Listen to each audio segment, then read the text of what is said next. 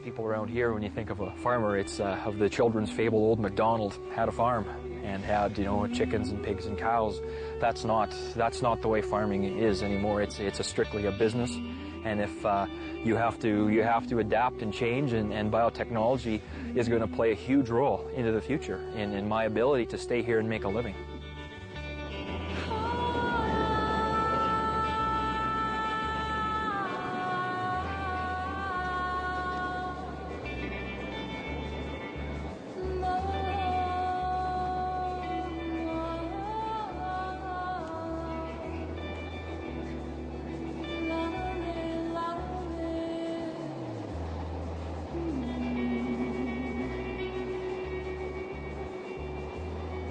Now you've got companies that are putting foreign genes into animals and fish that are changing the crops of the world fundamentally at the genetic level and polluting the planet with this genetic pollution. And once again, only a few scientists, corporations, and government regulators are making the decision. There's no democratic decision-making. These technologies are legislation. They're going to affect our lives more than any law passed by any legislature around the world.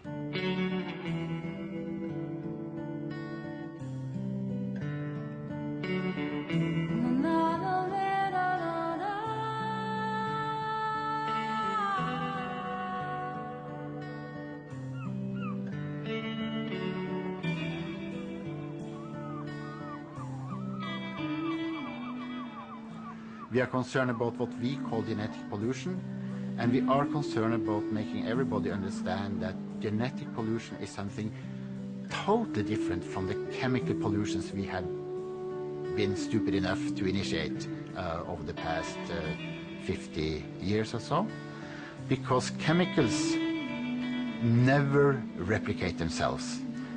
Even a huge chemical pollution will over time get smaller.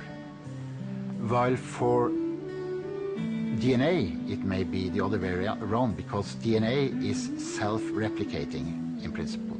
So a small pollution may replicate itself to become a huge pollution.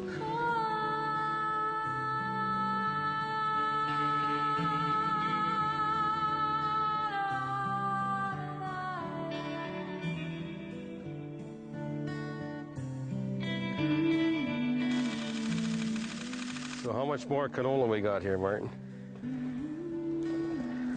That's sprouted. Well, I haven't seen a lot. Oh, there's one. I just stepped over there's one. Another, see, there's a couple. Yeah, here we are. Here but see, if you could have worked it, it would have put it in the moisture. It's I am organic, certified organic. The wife and I, we switched. We've been certified since 2000, and it's been doing very well for us.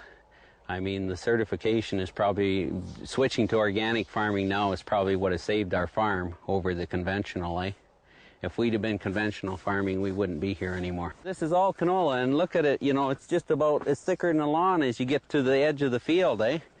So it just shows the amount of seed that's been blown by the wind.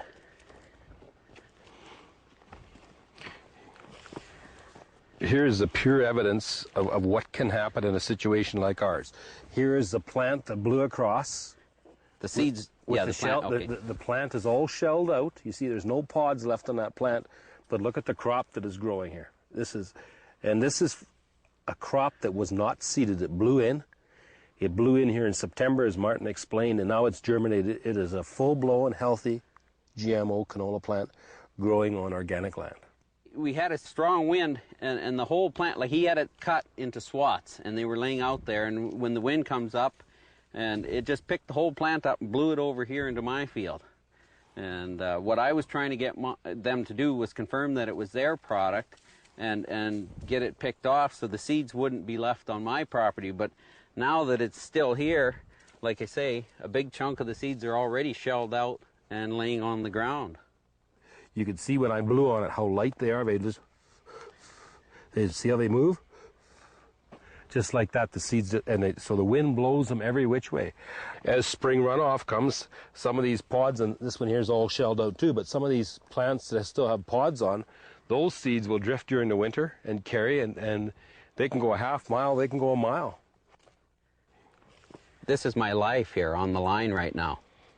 You know, switching to organic saved me Now I'm back in the commercial market again, unless something, you know, and it's my lifeline that's on the line.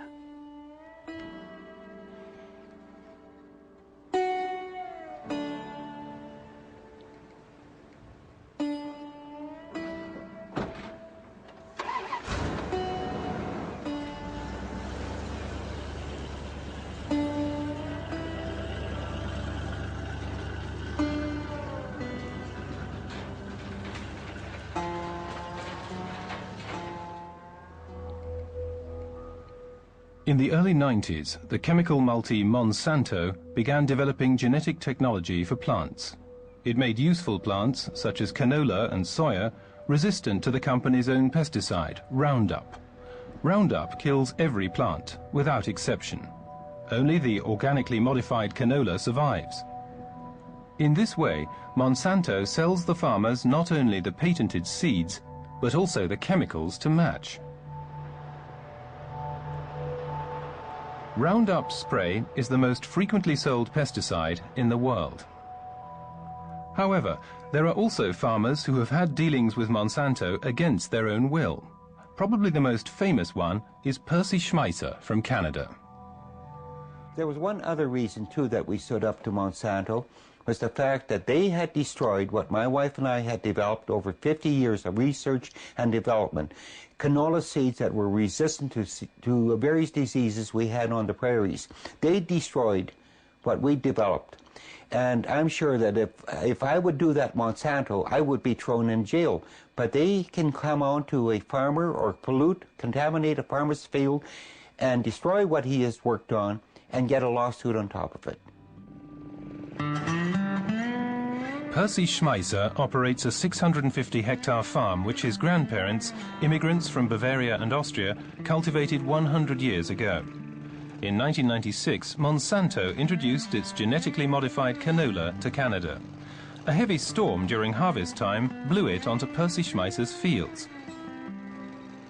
In August 1998, he was sued for illegally cultivating patented seeds from Monsanto.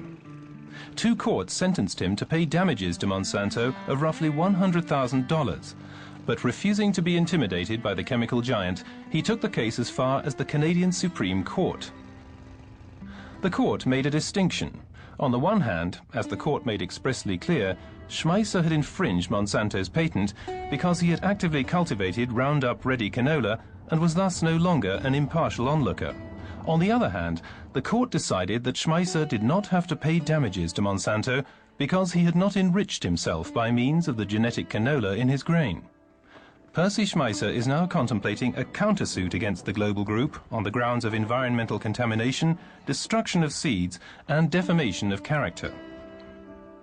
International environmental organizations are competing to gain Percy Schmeiser as a speaker, to warn farmers in the US, Europe, and also the so-called Third World about chemical multis. In the last 2 years alone, he has visited over 40 countries. In 1996, when GMO canola was introduced, we didn't have anybody to come and tell us what could happen or may happen. But now people